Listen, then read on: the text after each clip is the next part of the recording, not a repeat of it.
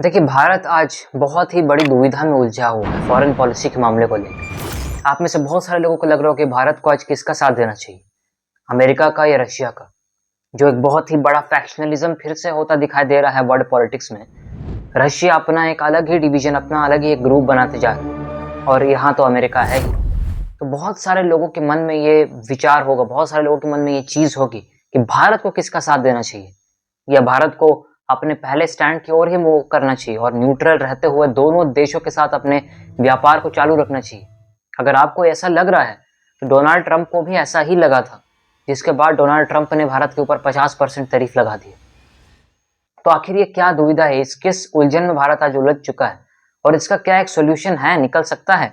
चलिए जानते हैं आज के इस वीडियो में। जय हिंद। देखिए, अगर बात की जाए भारत के दोस्तों की, तो रशिया से बढ़कर भारत का दोस्त अमेरिका नहीं है। ये बात है 1950 से लेकर 1960 के दशक की, जब ही पूरी दुनिया में कोल्ड वॉर चल रहा था। वर्ल्ड वॉर जैसे ही खत्म हुआ था, इसके बाद कोल्ड वॉर में ये दोनों देश उलझ चुके थे। ये दोनों देश एक साथ आमने सामने आकर नहीं उलझे थे, लेकिन इन्होंने 30 से भी ज्यादा देशों को बर्बाद करके रख दिया, जिसमें Kuwait, Yemen, Syria, Iraq, Israel, Iran, Lebanon, Korea, Vietnam जैसे बहुत सारे देश इस कोल्ड वॉर का शिकार बनते दिखाई दिए, जिसमें भारत भी एक शिकार बन सकता था। लेकिन भारत ने वो चीज अपनाई जो अपनाने की जो हिम्मत है, ये बहुत सारे देशों ने उस समय नहीं की थी। उस समय के दौरान वो था non alignment movement. Non alignment movement, Bharat ने न्यूट्रल रहने का एक बहुत ही बड़ा डिसीजन लिया, जिसके बाद दुनिया के 100 से भी ज्यादा देश भारत के साथ इस मुहिम में जुड़ते दिखाई दिए। और आज ये जो थर्ड वर्ल्ड कंट्रीज की श्रेणी है, इसमें भारत एक बहुत ही बड़ा हिस्सेदार है और एक बहुत ही बड़ा इसका फाउंडिंग फादर है।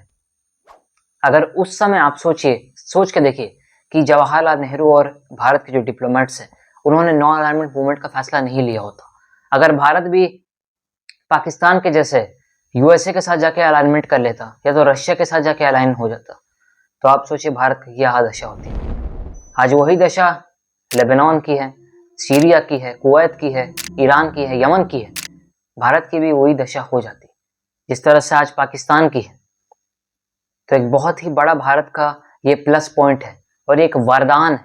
भारत के लिए एक बहुत ही बड़ा वरदान है नॉन अलाइनमेंट मूवमेंट। न्यूट्रल रहना दुनिया के लिए बहुत ही बड़ा एक फायदे वाली चीज होती। देखिए, रशिया के साथ जब दोस्ती की बात आए, 1971 में भारत और रूस के बीच Indo Soviet friendship agreement sign किया गया था अगस्त के महीने में, जिसके बाद दिसंबर के महीने में ही रूस ने अपनी दोस्ती को पूरी तरह से दिखा दिया। यहाँ तक कि 1999, 2014, 2019 और अभी 2025 में भी भारत और रूस की दोस्ती साफ साफ स्पष्ट दिखाई दी। इसमें कोई भी डाउट की बात नहीं। अभी रिसेंटली भारत के एनएसए अजीत डोवाल रूस की यात्रा पर गए, जहाँ पे रूस के राष्ट्रपति व्लादिमीर पुतिन से उनकी मुलाकात होती है और व्लादिमीर पुतिन भी ये चीज डिसाइड करते हैं कि वो भारत बहुत ही जल्दी आएंगे।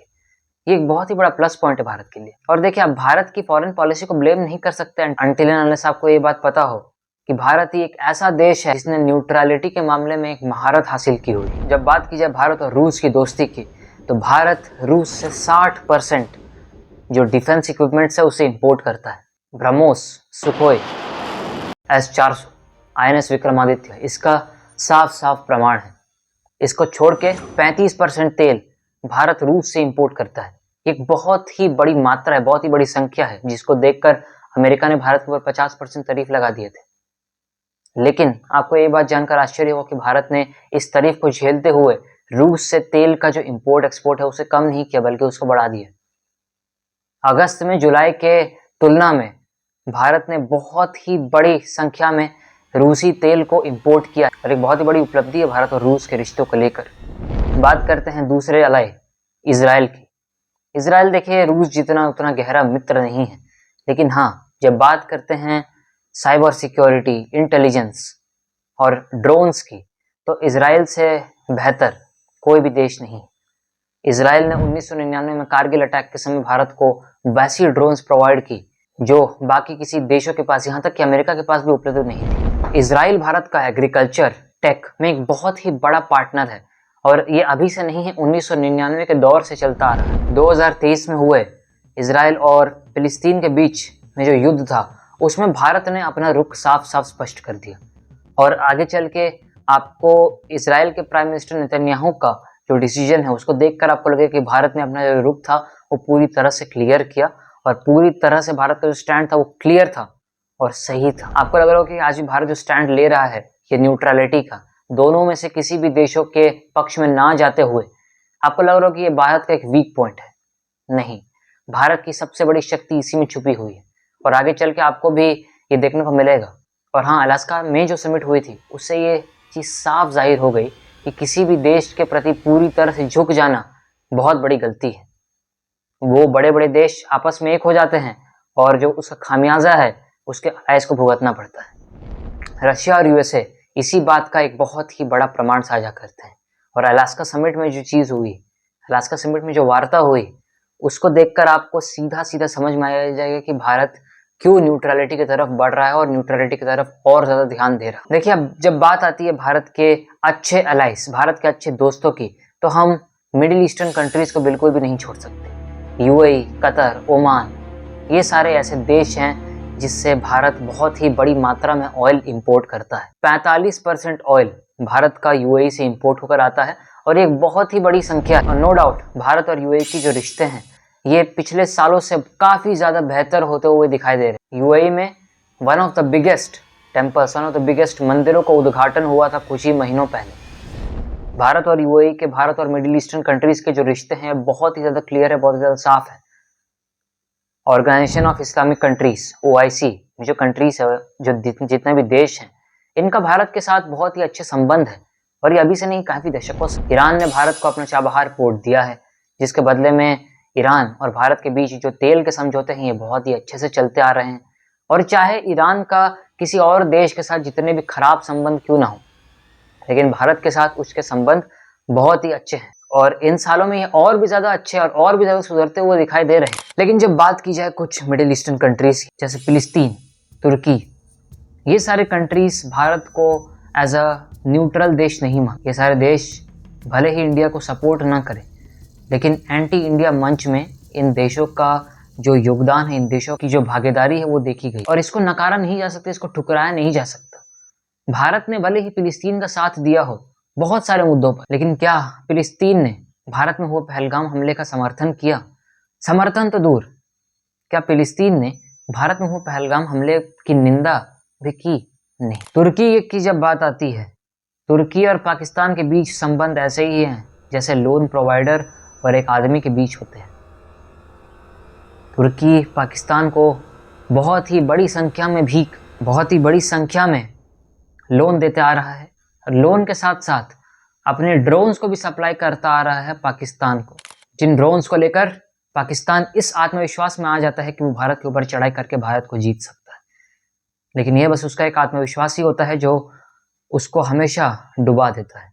और यही कुछ देश हैं जो पाकिस्तान को हमेशा उकसाते हैं, पाकिस्तान से बहुत ही बड़ी मात्रा में पैसा ले लेते हैं और उनको थर्ड क्वालिटी, थर्ड ग्रेड के ये ड्रोन्स चिपका कर चले जाते हैं। अब बात करते हैं मेन कैरेक्टर अमेरिका की। भारत और अमेरिका के बीच रिश्ते उसी प्रकार है जिस तरह से दो पड़ोसियों के बीच होते हैं, ना ही उतने घनिष्ठ ना ही उतने खराब। भारत और अमेरिका के बीच जो रिश्ते हैं वो डिपेंड करते हैं सिचुएशंस को लेकर। जैसे अभी तारीफ का जो वॉर चल रहा है भारत और अमेरिका के बीच, ये बहुत ही ज़्यादा निंदनीय है, लेकिन हाँ ये एग्जिस्ट करता है और इसका सबसे बड़ा कारण है भारत का रूस के साथ तेल का वो आयात और निर्यात जो कि अमेरिका को खटक रहा है। लेकिन हाँ, अगर हम इस सिक्के के दूसरे पहलू को देखें तो करोड़ों ऐसे लोग हैं भारत से जो अमेरिका में जाकर नौकरियां कर रहे हैं और वहाँ से जो रोजगार है वो भारत में आ रहा है, जो कि भारत के जो net factor income from abroad होता है ना, उसमें बहुत ही बड़ा हिस्सा प्ले करता है, एक बहुत ही बड़ी साझेदारी प्ले करता है। यहाँ तक कि सैकड़ों हजारों ऐसे CEOs हैं जो कि अमेरिका की बहुत बड़ी बड़ी कंपनियों में काम कर रहे हैं, जो कि भारत ओरिजिन्स, जिनका भारत से कहीं ना कहीं से संबंध है और वो वहाँ बहुत ही बड़े बड़े पदों में काम कर रहे हैं, जिसको देखते हुए आखिरकार अमेरिका के राष्ट्रपति डोनाल्ड ट्रंप ने भी ये चीज़ बोली, भारत के जितने भी लोग जो अमेरिका के बड़े बड़े कंपनियों में काम कर रहे हैं उनको निकाल दो और वहाँ के लोगों को अपॉर्चुनिटीज़ दो। इससे आप ये चीज़ सोच सकते हैं कि भारत के लोग कितने काबिल हैं कि वो अमेरिका की बड़ी बड़ी कंपनियों में जाकर काम कर रहे हैं और ना कि सिर्फ काम कर रहे बल्कि वहां पे महारत हासिल कर। जब बात आती है ट्रेड की तो भारत और अमेरिका एक बहुत ही बड़े ट्रेड पार्टनर्स और बहुत ही पुराने पार्टनर्स हैं। 130 बिलियन डॉलर से भी ज्यादा का यहाँ ट्रेड होता है भारत अमेरिका के बीच में। और ऐसी बहुत बड़ी बड़ी कंपनीज हैं जो भारत में अभी अपना फैक्ट्री से उसको सेटअप कर रही है। भारत अमेरिका के बीच जो रिश्ते हैं ये कैसे हैं, ये अमेरिका के डिप्लोमेट्स ही साफ साफ जाहिर करते हैं। American diplomats Marco Rubio, Antony Blinken जैसे बहुत सारे ऑफिशियल्स ने भारत के बहुत सारे स्टेटमेंट्स को सराहा है और बहुत सारे स्टेटमेंट्स को कंडेम भी किया है। देखिए, बात की जाए भारत और अमेरिका के रिश्तों की, Ronald Reagan, Bill Clinton, George Bush, Barack Obama जैसे कई अमेरिकन प्रेसिडेंट्स ने भारत के कई सारे रुख का स्वागत किया है और इनके कार्यकाल में भारत के साथ हुई बहुत ही ज़्यादा महत्वपूर्ण एग्रीमेंट्स हुई हैं, बहुत ही ज़्यादा महत्वपूर्ण ट्रेड डील साइन की गई हैं, जिसको पूरी तरह से नकारा नहीं जा सकता। अगर आप कह रहे हैं कि भारत और अमेरिका बिल्कुल भी दोस्त नहीं है तो बिल्कुल भी गलत बात और बहुत ही बड़ी गलती होगी अमेरिकन गवर्नमेंट की अगर वो भारत से दुश्मनी लेना चाहते हैं। 2005 में भारत और अमेरिका के बीच जो न्यूक्लियर डील साइन की गई है ये एक बहुत ही बड़ा माइलस्टोन था इन दोनों देशों के बीच। 2019 में हाउडी मोदी, 2020 में नमस्ते ट्रंप जैसे कई सारे इवेंट्स ऑर्गेनाइज किए जिसने भारत और अमेरिका के पॉलिटिकल लीडर्स के बीच जो रिश्ते हैं उसको और ज्यादा घनिष्ठ करने में बहुत बड़ा योगदान निभाया।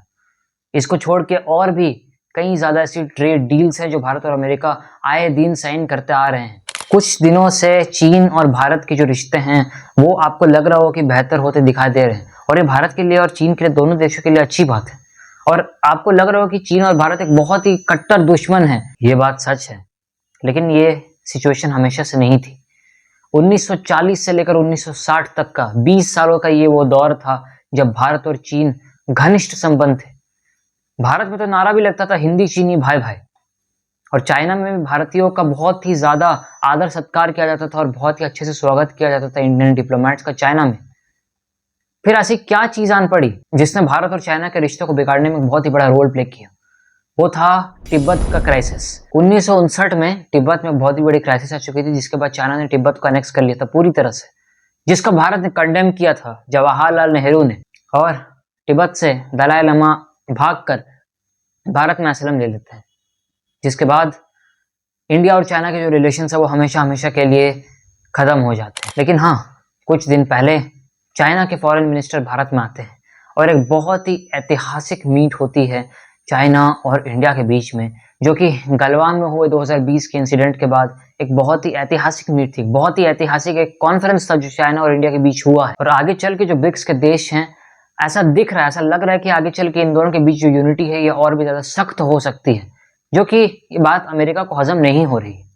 ये साफ साफ जाहिर करती है अगर ब्रिक्स की करेंसी निकल कर आ जाती है तो डॉलर का इंपीरियलिज्म पूरी तरह से एशिया में खत्म हो जाएगा। जिस तरह से यूरोप में खत्म हो चुका है यूरो के करेंसी के निकलने के बाद, उस तरह से एशिया में भी डॉलर का जो इंपीरियलिज्म वो खत्म हो जाएगा ब्रिक्स की करेंसी निकलने के बाद, जो चीज अमेरिका चाहता नहीं। और यही चीज अमेरिका को हर बार आग बबूला कर देती है। अमेरिका को ये बात खटक नहीं रही। देखिए, चाइना के साथ भारत के कितने भी अच्छे संबंध क्यों ना हो जाए, लेकिन भारत को रियलिटी से रूबरू होना पड़ेगा। चाइना की सीपीसी सड़क भारत के उस रीजन से होकर निकल, जो एक बहुत ही बड़ा डिस्प्यूटेड रीजन है, चाइना ऑक्यूपाइड कश्मीर और लाइन ऑफ एक्चुअल कंट्रोल से होकर निकलने वाली है ये सीपीसी सड़क। इससे आप सभी अब तक अवगत हो चुके होंगे। देखिए, बात करते हैं रूस ने भारत का कब कब और कहां कहां साथ दिया। 1971 भारत पाकिस्तान युद्ध, 1972-73 में ग्रेट फेमांस जब भारत में आ चुकी थी, 1984 जब सियाचिन ग्लेशियर को लेकर भारत और चाइना के बीच युद्ध छिड़ गया था, 1991 जब एक इकोनॉमिक रिवॉल्यूशन की जरूरत थी भारत को, 1998 जब पोखरान का परीक्षण भारत ने किया था। इसके बाद भारत एक लौता ऐसा परमाणु संपन्न देश बना जिसने अपने बलबूते पर सब कुछ हासिल किया हो। 1999 का भारत पाकिस्तान का कारगिल युद्ध, 2008 ताज अटैक, 2009 इकोनॉमिक डिप्रेशन, 2016 के उरी अटैक्स, 2019 का पुलवामा अटैक और 2025 का पहलगाम अटैक। हर मामले पे जब जब भारत को फॉरेन पॉलिसी के मामले पे रूस की ज़रूरत पड़ी है, रूस ने साथ दिया है। और हाँ, बहुत सारे समय में ऐसा हुआ है कि रूस ने भारत के पक्ष में वीटो भी किया है। देखिए, ये वीडियो एक तरह का उतना ज़्यादा एजुकेशनल वीडियो तो नहीं है जिसमें आपको सारे फैक्ट्स, सारे बयान बताया जाए, बल्कि ये एक अवेयरनेस वीडियो के लिए इतने फैक्ट्स और इतने तथ्य काफ़ी हैं जो ये तो कम से कम बयां कर दे कि भारत की फॉरेन पॉलिसी एक तरह से खराब नहीं है, बल्कि उस पर काम करने की ज़रूरत है, लेकिन वो पूरी तरह से निस्तनाबूत नहीं बताई जा सकती। जो देखिए, जो लोग समझते हैं कि भारत की फॉरेन पॉलिसी बिल्कुल भी अच्छी नहीं है, उनको ये चीज़ समझ लेना चाहिए कि 2014 के बाद इन 11 सालों में भारत की फॉरेन पॉलिसी ने जितना टर्न लिया है, जितना डेवलप किया है भारत ने अपनी फॉरेन पॉलिसी को, उतना शायद भारत ने उन 64 सालों में भी नहीं किया हो।